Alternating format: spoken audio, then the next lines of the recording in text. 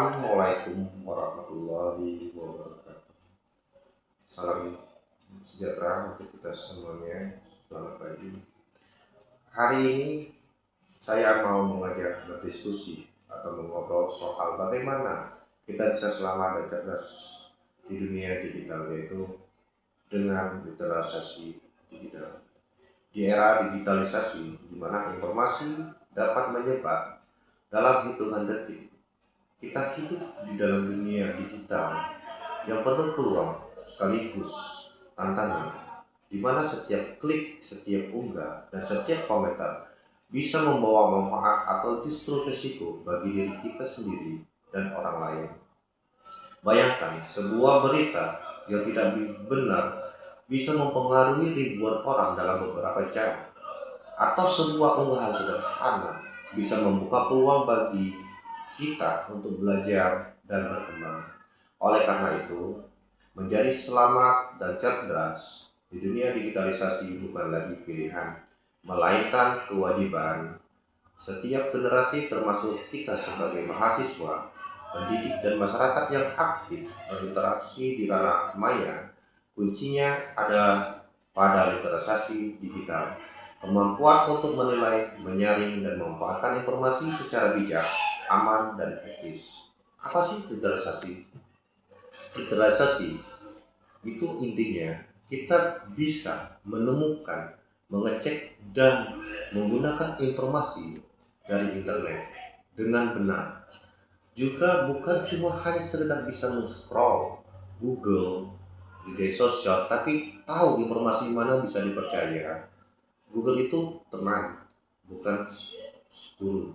Media sosial memberikan kita kebebasan berbicara, tetapi kebebasan itu harus digunakan dengan penuh tanggung jawab. Sebelum membagikan sesuatu, mari kita periksa kebenarannya.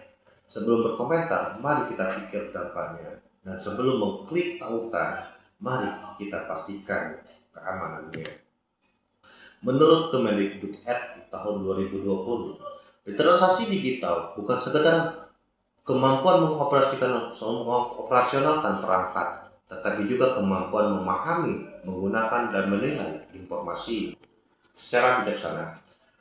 Hal ini diperkuat dan ditambahkan oleh UNESCO tahun 2018, menambahkan bahwa literasi digital mencakup aspek media dan informasi, termasuk kemampuan mengenali bias, propaganda, dan misinformasi, dan juga menunjukkan bahwa transformasi digital membawa peluang sekaligus resiko. Oleh karena itu, masyarakat perlu memahami dampak teknologi terhadap keamanan, privasi, pekerjaan, dan interaksi sosial. Contoh perilaku selamat di dunia digital untuk mahasiswa menggunakan menggunakan password yang berbeda untuk akun kampus, email, dan media sosial, mengaktifkan verifikasi 2 langkah, tidak mengunduh aplikasi, selalu log out dari komputer umum, mengatur privasi sosial dan data pribadi. Manfaat literasi bagi mahasiswa.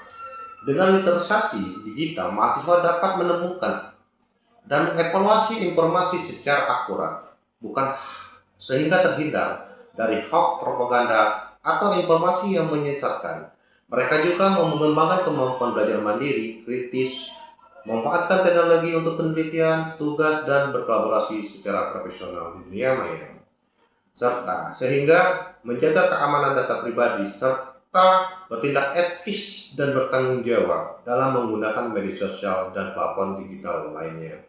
Semua ini membantu mahasiswa untuk menghadapi tekanan akademik dan profesionalisme di era digitalisasi.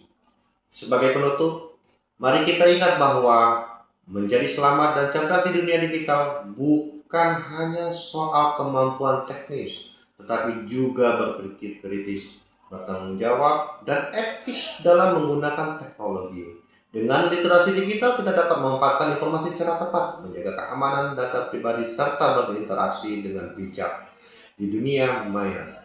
Terima kasih, dan mari kita terus belajar menjadi pengguna digital yang cerdas, aman, dan beretika. Wassalamualaikum warahmatullahi wabarakatuh.